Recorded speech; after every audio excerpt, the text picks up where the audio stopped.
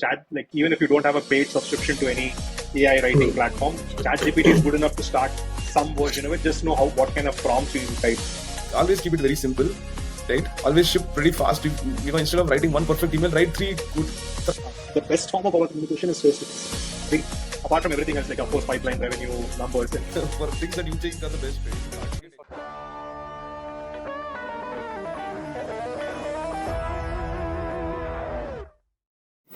Hello everyone, welcome to the podcast. Today we have Sandeep John. He's been a friend for close to about a year or so, right, Sandeep? yeah. I'm really excited to having him on the second podcast. He's a revenue marketer. He will also have similar experience like me. He was an SDR turned a little bit of sales guy. Then life took him to marketing journey, right? Very quite interesting journey. A typical engineer turned marketer, right? So he's been considered one of the top 20 revenue marketer by demand base. We talk a lot about SDR process. He's been a director of marketing for Outplay. With that said, Sandeep, welcome to the episode. Please introduce yourself. Would love to hear from you in terms of your experience. Yeah. Hey, thanks a lot for inviting me to this podcast. Love to be here. And as Karthik mentioned, we know each other for almost a year. We keep meeting at all these marketing events, communities, and whatnot. Yeah. I think it's been a lot of fun. Personally, like you said, yeah, I started my career in sales, so it's typical outbounder. In fact, this was at the days when there was no SDR as a term. This was typical. They call yourselves business development rep. Pick up the phone, here's a sheet of numbers, and dial. That essentially was my job when I started off. From there, thanks to I think a lot of the work in Freshworks and one of my previous companies, DataTrax, I got glimpses of marketing. And Freshworks is when I truly moved into what I do in marketing as well.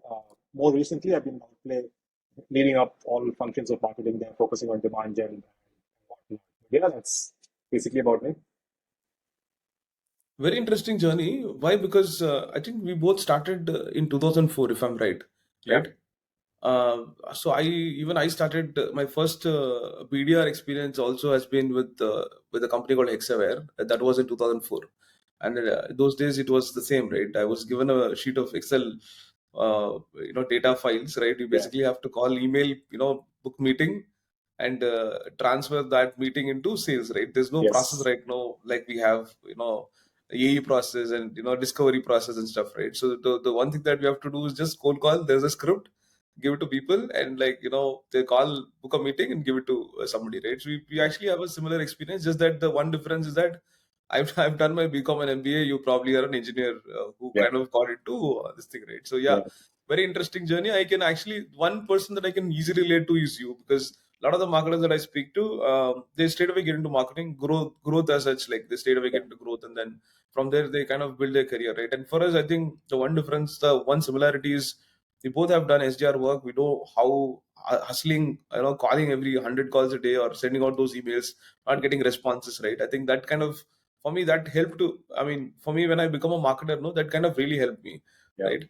So having said that, yeah, so similar experience, and that's the reason I'm really excited, having this conversation, right? So you've transitioned into, from let's say marketing, from a SDR or a BDR role, sales role into marketing, right? I'm asking this question because when I started in Hexaware, the one thing that I always want to do is to become a sales guy and go to the US, right? Mhm. Very obviously, you have gone through that. I don't know whether you have gone through the process. Every company that I worked in, very early stage, KPIT comments, Hexaware, right? The one thing that I always want to do is, become that sales guy, Yeah. right? Because holy grail for me is that, right? Yeah. How do I, get that opportunity, go to the US? How do I prove myself, book more meetings, and then eventually learn that and then go to the US, right? That was my whole thought process, and everything else naturally happened after that. And then the natural progression was me. I become a pre-sales person, then did that proposal stuff, and then started doing collaterals. Then actually it naturally happened. The other reason is why, because I was also being acquired by this function has been acquired by corporate marketing, Mhm. and that happened very early in my career. Right? How you've transitioned yourself from this sales to marketing, right? What prompted that shift, and how's your background in sales influenced your approach to marketing? I think for me, so there was a company that one of the earlier companies I worked for a considerable amount of time called Data Tracks. Mm. Essentially, that Yeah. Chennai-based company. So my first role in that company was typical BDR, pick up the phone, dial up, and whatever. I think at that point, the CEO of that company told me, "Hey, Sandeep, there's an interesting." I was probably one of the youngest in that company that time. There's an Mm. interesting project I'm working on. Would you like to be part of it? I said, I mean, youngster, I just wanted to learn. It didn't matter what I was going to do. I just jumped in. And it's through that, when I say Data Tracks, the Data Tracks brand was created by us, me, the CEO, and myself. The company Mm. also Mm. exists as Taurus Quest. So we were building a new brand. And of course, at that point, I had no idea what brand was, nothing, like zero, this complete zero. So walked into that and just sitting and working with him alongside what is the brand, how do we create the brand, what is that logo, how do we build content for website, and these Mm. all small things. And even I think, and for me, I truly enjoyed that process. It was difficult because I didn't know anything, but at the same time, it was an opportunity to just learn. And working alongside the CEO at that point, that was my first ever glimpse towards what I could do in marketing, right? And I think that's when I like it struck me, hey, there's a whole different world out there that I had no clue of. It just got me excited. It just got me like, hey, this I feel like this energizes me much more. I love to sell. I still love to sell. I still sometimes, whenever I have the opportunity, try to get on sales calls, try to get on SDR calls as much as I can. But something about the energy that marketing gives you, like I tell a lot of my people, like to define my role, I say, whenever I get up, there's always something new in marketing to learn about, to figure about, and that keeps me going, right? How it has helped me in my work. I always feel marketing at every stage, generally or more often than not, sales is to some extent your customer, right? Like you're essentially building campaigns and branding, whatnot, to drive business, to drive leads, to drive depends on whatever role in marketing you are. But more often than not, it's that by being a salesperson at some point in life, you already know to some extent what it is like to be in their shoes. So you know what it is like to Mm. be like customer. So when I'm building out campaigns, I always think like, hey, is this going to help the salespeople get revenue, opportunity, meeting, whatever the end goal is, right? I think it's just being able to wear that hat and have those. I can confidently walk into a sales meeting and I know to some extent what they're talking about. Right? It's not alien to me, and also to some extent it has given me better seat on the table when the salesperson also knows, hey, this guy has actually done a bunch of things in sales, he's come from a sales career. So you can't just talk whatever you want to talk, but you can also hear his inputs, right? And I felt like that experience of being on the other person's side, on the other person's shoes, has really helped me every time I walked into a sales meeting being a marketer, right? Unlike, like you said, a lot of I always tell marketers today, if you have the opportunity of getting your hands, whether it's an SDR, know what it's like to be on the other side, then you can build things a lot better. It's difficult nowadays, but if ever one anyone has an opportunity, go for it. But yeah, that's how it has helped me. Nice, very nice. And I think I same similar story, right? Which is when I started consulting, it really helped me. Being a having that experience of working as an SDR, right, and then doing that sales.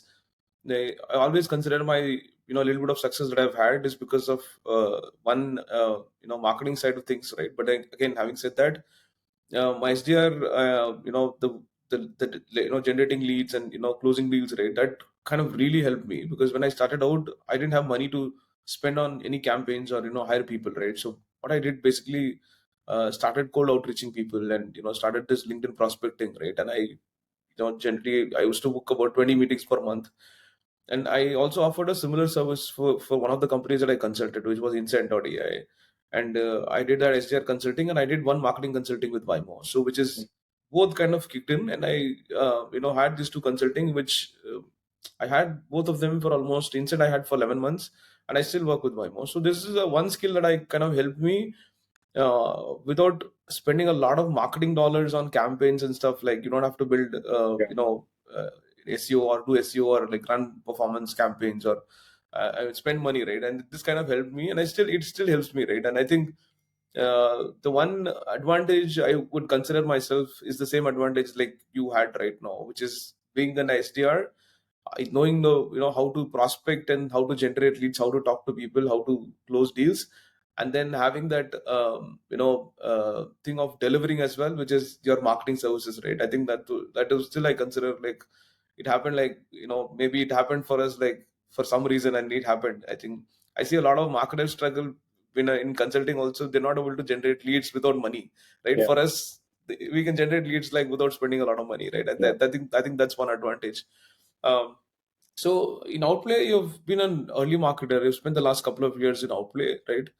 Uh, so having built a brand from scratch, right, and being Outplay, I know Outplay during Instant Days about 3 years back as well, and right now I know Outplay. So it's a little bigger brand. Those were early days, and I've also cold outreached Lakshman, and Arjun said, Karthik, I know Lakshman is a friend of mine. Okay, so it happened pretty early, like about 3.5 years back, right? So from there to here, how is the journey and how was this transition has been? And you for a substantial, you've helped this company grow substantially as a marketer, right? Can you share some key strategies, initiatives when you joined? How did you build this from scratch? And for a marketer, for a director of marketing or a head of marketing to join a company, um, how do you think they should think about strategizing, or how do you think that they think about execution? And your experience of working with Outplay, how have you done it? And for others who want to do that 0 to 1 million or probably beyond 1 million journey, right? What is your advice? Yeah. So before I joined Outplay, I was at Freshworks for a long time. Did a bunch of things right from SDR, leading the SDR team, field marketing for regions, campaign marketing, like a whole host of things. Before joining Outplay, I think at that point for me it came to a juncture where I wanted to get. I loved the early stage of, again, to be Hmm. in all fairness, I did not join Freshworks very early. We were probably even already 900 employees back then, right? It was still smallish in the larger context, but I loved the hustle of what we used to have in that early day, and I wanted that back, and that's really why the Hmm. opportunity, or I even looked out at something. And I hadn't heard of Outplay. I mean, of course, in social, I could see a few things. Lakshman is very active on social, so I could keep seeing things happening. But I always wondered why there weren't too many competitive brands to outreach. At that point, I didn't research or I didn't have anything. Hmm. Of course, there's TNP, there's Waymo for financial services. There are a bunch of other companies who compete really well in this space. Um, then I came across Outplay, and I think Lakshman was hiring for some other, or not hiring for marketing, was hiring for something else. I just approached him and said, "Hey, I'm interested in this." We sort of had those Hmm. conversations and went forward. But I think my first thing initially with Outplay was I think clear mandate with Lakshman sat down and discussed, okay, here is what we'd like to achieve as a company. Here is what we'd like to achieve as a brand. And I think that was very clear right before I even signed up with the gig. Hmm. Right? And I think that was super clear. So in terms of I want to build a brand, at the same time I want to create a lot of demand as well. How do I Hmm. balance both of those acts? Right? I think the first thing we sat down and figured out is what do people, how should people know us by? What is that one thing we want to start? Of course, sales engagement platform, all of that is a given, but there has to be some identity towards the brand, right? I think in so many words, we try to create it as being like, hey, here is one place where the SDR community can gain from, whatever it is. And a lot of the times, the SDR community is not our direct ICP. I mean, the manager perhaps is, and all of that Hmm. are. So I think the intention was, let's do whatever we do, let's always keep that in our mind when we build that identity for us, right? And I think when I opened up the floodgates in terms of social, we had a person working with us. I told them, hey, go in terms of the content we push, how engaging we are. We have to try and it can't be boring. And SDRs don't like. There are Hmm. Hmm. salespeople end of the day, right? They need to keep it interesting, keep it fun. So first, kept that motion going. Two, of course, identifying what channels that we should invest in, whether it's paid, organic, multiple channels that we discussed, and we figured out. I think nailing all of that down, being very clear about how, and we were very careful about how we were spending money as well, because small company, we are series funded company as well, but at the same time, how that money is spent, how can we optimize budgets across the channels? Are there some, and I was very clear, we had to take some big risks as well. For example, there are a couple of 2, 3 campaigns that we pushed out, which still running today. SDR 30 under 30. Again, this was Hmm. truly Hmm. Lakshman's campaign. Something that we did cold call battle. So we built all these properties that still exist even in today's world. Like these are recurring properties that we keep running. People know us for. Sometimes we take big chances, right? Like I think towards the early part of this year, we did an influencer campaign. So worked with a bunch of other guys to try to figure it out, right? I think we were always very clear about what is the main goal is of course demand gen, main goal, second goal is of course brand, and the third was how do we optimize and take these big chances, these big leaps of faith when we go into market, right? I was lucky because Lakshman was very openly communicative person. We constantly keep talking, have those discussions as well. I think one of the main things marketers should try to do in this world is like have those regular syncs, be aligned with what leadership wants in the larger sense, and I think over communication is important, irrespective of where you are in the organization, whether you're a VP of marketing, CMO, head of marketing, manager, doesn't matter. Whoever your one up is, right? Like over communicate the idea. A lot of the times you sometimes find out nuances and small things you can pick up from and just build something out of that, right? I keep everyone updated because I always tell even my team, I tell them, hey, this is not a marketing is never an individual's role.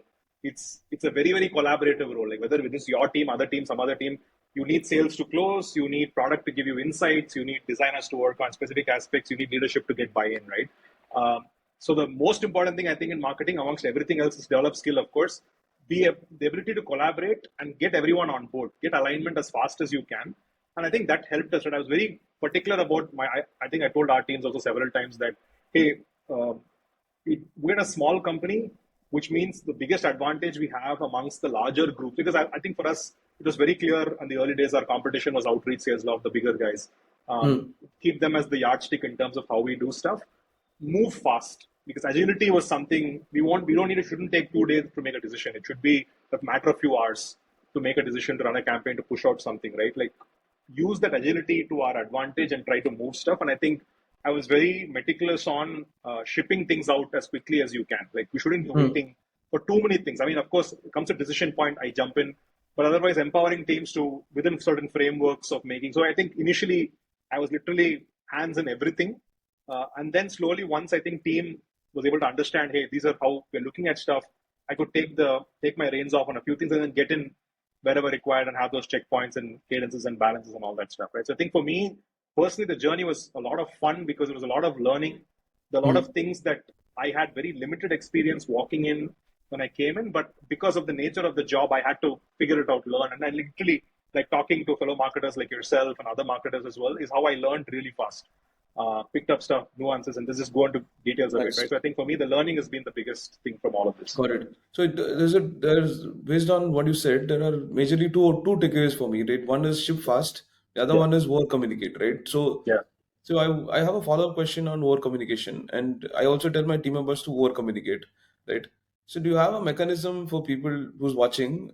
Is there a way to over communicate things, or do you have a process setup? Do you do it on Slack, email, or you have like ClickUp tool, or maybe a project management tool or something like that? Or how do you communicate? How do you over communicate? And for marketers like listening to the podcast, right? What is that? Like, can you probably expand that a little bit, please? In different levels, right? So the best form of our communication is face to face. You get on a call, you talk to someone, have a regular cadence. Like for example, at management level, I had a weekly cadence, right? That was always by default that would happen. You would also have a tracker sheet, and this most companies, most marketers will have in terms of as an individual, what is it that I have? So I always this the very simple tracker sheet, which had things like what is my goal for the week, how has the week performed, and what is my goal for next week. So the Mondays would typically be goal for the week, previous week's performance, what is the plan for the next week. Normally I'd have a middle, like a Wednesday or Thursday, quick sync up to just figure out, are we on track with what we planned for the week or not? If not, what can we do or how can we do it? And that's about it. It just keeps that running rhythm. Monday, Thursdays was literally that. Now, let's say an individual marketer, let's say somebody who's starting out or junior marketer working for a few years, how do you over communicate, right? If you, as best as possible, try to get FaceTime with manager, but let's say a manager is having 20, 30 people in the team, it's difficult to always get that one-on-one time. And I'm saying not just updations, and so you typically people have like their weekly town halls or team catch-ups. Of course, that's an opportunity to present and talk about what's happening. But if not, try to do at least, if possible, on a Slack message if you can. But again, I would say track everything weekly. Like go break it down at a weekly basis, right? Like don't suddenly throw on like, hey, here are my 10 things that I'm working on. This has happened to me as well. Right? I also have made these mistakes in the past. I'll just send this to somebody and like, what is it in reference to? Like, when did you start that one activity number one? Was it last 2 years back or was it 1 week back? Right. So the being able to put timelines against activities that we're doing, and where are you getting stuck? Like you're getting stuck somewhere. Okay, I need to get this solved. And I think being able to do that, like I think a simple Excel sheet is more than enough to track it, but then send that to your manager and again, a lot of times, I mean, here is probably some managers may agree or disagree. A lot of managers don't always open up your Excel sheets and look at detail and review, right? Exactly. Give a short summary of like the key achievables, and I always start with the bad news. I always start with the bad news. Like if something is not working, something is getting stuck, put that at line item number one. Hey, I'm struggling with this. I need help. Even a simple words. Can you open up this? Can you make this happen? What I've happened has happened, right? I think marketers, managing marketing leaders, CEOs, all of them, they want to know the problems first more than the successes, because that's why they are there in those roles. They are there to solve those problems, Solve highlight exactly. problems. Like, don't even wait. I tell my team always, you are doing something right now. I'm stuck with something. I don't know what to do. Sandeep, I'm stuck. Don't think too much. Just come to the leader, manager, use that, right? But I think you answer your question, simple Excel sheet. If you get FaceTime, do FaceTime. Keep the Okay. cadences as regular, and maintain an Excel sheet so that you know, at the end of the day, you're responsible for your own work, right? I think the best example, I think, of all of this, Girish Freshworks, CEO of Hmm. Freshworks, once mentioned, I think he was in some general forum, he talks about your time is your own. If you miss using opportunity of the time given to you, you are only going to waste your time, your effort, your energy. Mm-hmm. Company at large is never going to get affected.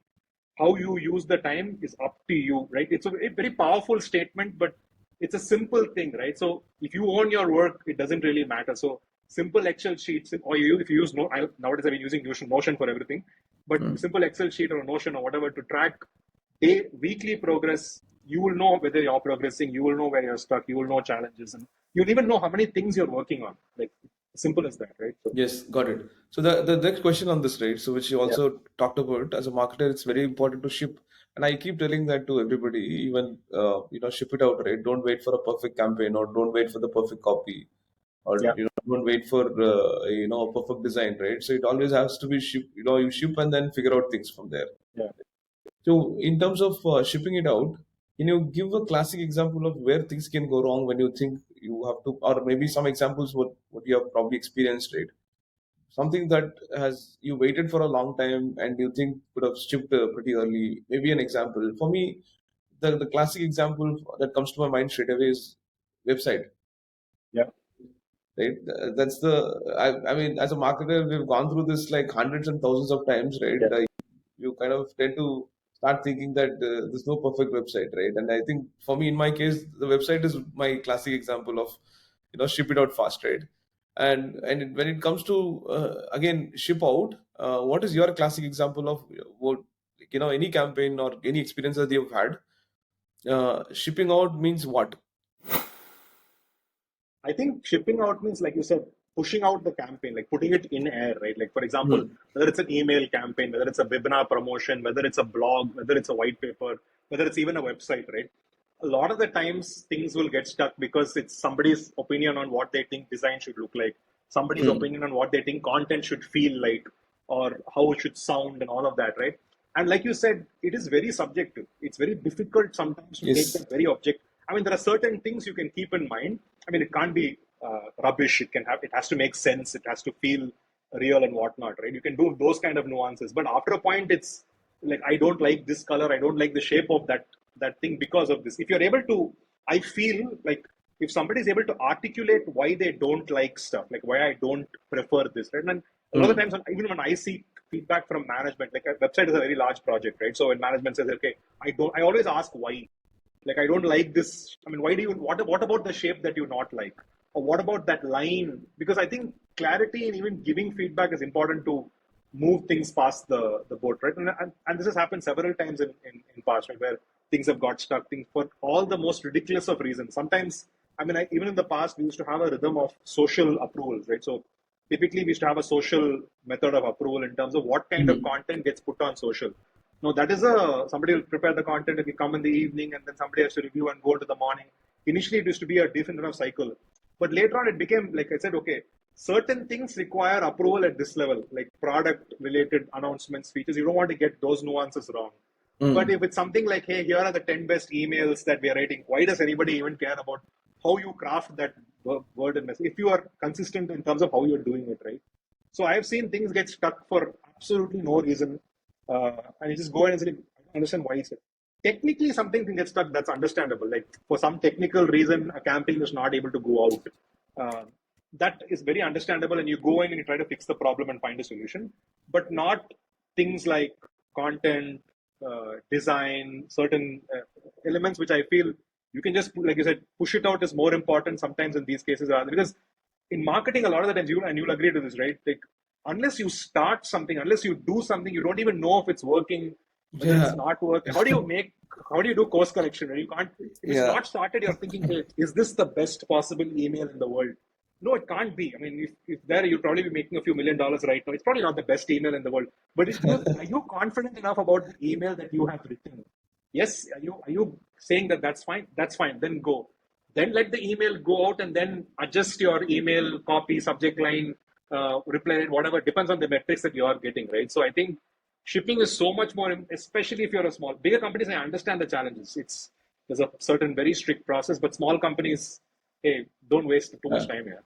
Yeah, I agree. So there's this. I mean, for me, I used to do that, which is think that my emails are the best emails in the world, or right, and that kind of changed at some point, Yeah, right? Why? Because you'll, I mean, you will come to your ground like for things that you think are the best, right? You will hardly get any results or outcome, and then the thing that you think is very simple and very stupid, right? Those gets a lot of results, right? So which means you will at some point come to that realization that you don't know how customers react, or you don't know what which copy will get that reaction, yeah, or that click, or which email will get that reply, right? So I agree, 100% agree on that. And my uh, my experience with marketing has been always keep it very simple, right? Always ship pretty fast. Instead of writing one perfect email, write try yeah, three average emails, and one email, like, test it out in three different platforms, or three different yeah, copies,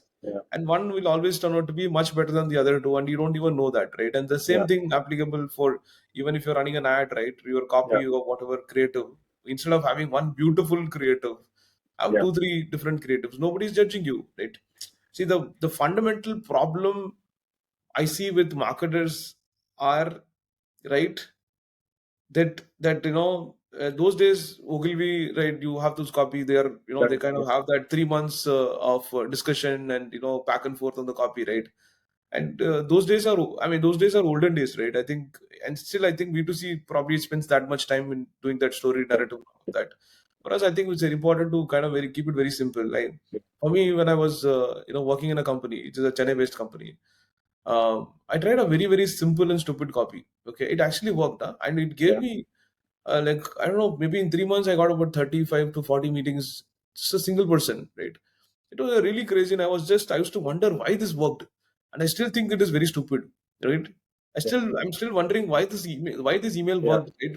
While I sat with my CEO, wrote some beautiful, like, well crafted, personalized email, right? That didn't work. While I wrote a very simple, straightforward, stupid email with a very, like, a question: do you have this problem, right? yeah, People started replying. So a lot of the things that kind of changed at that time, that I used to think that, hey, let's keep it very simple, do the basic research, understand the ICP pretty well, right? yeah, And I think how important, when you talk about ICP, right? How important is ICP, right? And I'm asking this question again for a reason, right? I think even when I was doing campaigns before, I used to draft one single copy for everything. Okay, like, right, and I generally I don't consider the personas that I'm sending out to, right? Now at some point, a lot of the SaaS is coming, and then there's this talk about ICP and stuff, right? And when I started consulting, I used to do a lot of persona level research. If it's vertical SaaS, if it's horizontal SaaS. If it's vertical SaaS, you probably get into like little bit of detailed research about how the industry, the market, and right. And if it's a let's say horizontal, you kind of try to understand the persona really well, right? For example, if you're selling to three business, I consulted with a company, right, which was selling into IT and CFO function, and there's also other functions, right, like I think operations and stuff, right? So they're selling into three different functions, right? So I used to really sit and do this research, understand them, go to their LinkedIn profile, at least figure out like 20, 30 profiles. Even I used to download their resumes and do that research on figuring out what the responsibilities are, right?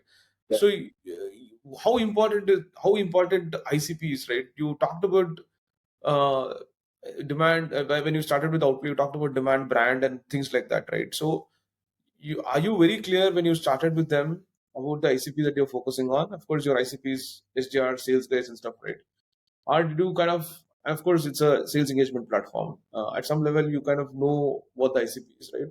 How important ICP is for an early stage company, And how do you define channels based on ICP? Can you kind of maybe That's, explain that a little bit? Yeah. I think it's a super question. I think like to me, ICP is the fundamental of everything that you do in marketing, right? I think if you don't know the challenge also, Karthik, a lot of the times is that sometimes if you're a new company, then you may not 100% nail the ICP unless you have a bunch of customers. Then yes, but sometimes even nailing that ICP sometimes become a challenge. But then I think a conscious effort to try and identify who the ICP is very very important, right? I think when I started an Outplay, we had a fair idea, like you said, sales engagement is it's not very difficult to know who the ICP is. It's a very obvious piece there. But even to document, and I think one of the first things I initiated to say, can we document this ICP very clearly? Mm. Different levels, of course, the Mm. decision maker and influencer and champion and whatnot. And what do they? Who are these people? What is it that's important to them? What are they looking at as their goals? What will deter them from getting something like us? What is most important? So I think even culling that out and putting it somewhere really helped us to sort of, like you said, the follow up to that is identifying the channels that I could market to these folks, right? Whether Mm. do these guys or do these folks come to events? Then are these people prefer the networking kind of opportunity? Then event becomes, or if it's a case of hey, I don't events don't really matter. I'm on social, then probably do I run ads to them? Do I write better content for them? What am I searching for? So if they are people who are like I'm just throwing examples, SDRs or SDR managers look for better scripts or want to find out better frameworks to hire their SDR team or Mm. build a certain thing. Am I building content that talks to them? So organic SEO becomes a part. So I think just by knowing who they are, and sometimes it may not be that obvious, sometimes it could be obvious, sometimes you have to create it as a marketer, like sit down with leadership, sit down with customers. And I always tell this, right? If you're at leadership position in marketing, do try to get access to customers directly as much as possible, even if you have a few conversations with them directly. I think that's the first thing I did when I joined Outplay. I asked Lakshman, hey, give me access to a few customers. I want to talk to customers. I want to understand why they chose this company. Like, what is it that's motivating them? What are, like several questions, because that itself will help you carve that ICP a little bit more. Like, okay, how did you find us? Is it through some reference or you read Mm. about us Mm. online? Even if it's a few customers, it will give you some understanding of who you think the ICP is, right? And I think if you don't have any ICP or you haven't had it documented or you have an idea, I would always say have multiple conversations. One is with leadership, whoever is selling the product or solution to someone, with them, have a conversation with customer, and then at the intersection of both, really understand, okay, this is who are the people, or these are the kinds of folks who are actually buying from us. Basis that, how are they? What's their buying journey looking like? How do they actually find stuff? Then you can, what can I say, retrofit literally everything that you want to do to get to these folks, right? So I think to me, ICP is at the heart of everything that you do. And in fact, I think sometime back I was having a call with somebody else, right? I think even if you're building products in your company or building complementary products or building whatever around that, think about your ICP and build. Don't build what I think the market might need. What does your customer actually want? If you're building supplementary, if you're building new features also, what do they want? Like what do they really care about it? Everything else doesn't matter. It could be that the market is saying something else altogether. That's fine. Talk to customer, find out, get them involved. So I think ICPs are the heart of everything. That if you have, yeah, of course, go ahead and double click. Got it. So when you actually defined your ICP very clearly, right? So you said you documented that whole process, right? Who's the champion and who's the influencer or who's the decision maker, right? I think you did that pretty clear. For then once you did that, how did you choose the channels that you want to go behind, right? So just as a classic example of what everybody does, right? So typically in demand capture, you pretty much want to focus on SEO, you want to focus on content, and then you also you have a little bit of budget, you want to run ads, you typically do Google ads, Yeah, right? Everybody thinks that say that's the only way to go about, and everybody also thinks that okay, you have to set up an outbound team, right? Start outreaching, cold outreaching prospects, you set up a cadence, you do a yeah, sequence, and hire an SDR team, right? So these are typical everybody that I speak to, they think that you have to do that. So when it comes to, I've seen a lot of different campaigns that you've done over a period of like 2 3 years, right? Two years, I think, almost, right? So one thing that I've observed is that SDR 30 under 30, right? That's one, and I keep seeing a lot of campaigns, interesting campaigns, which I've not seen with Indian companies, especially SaaS, right?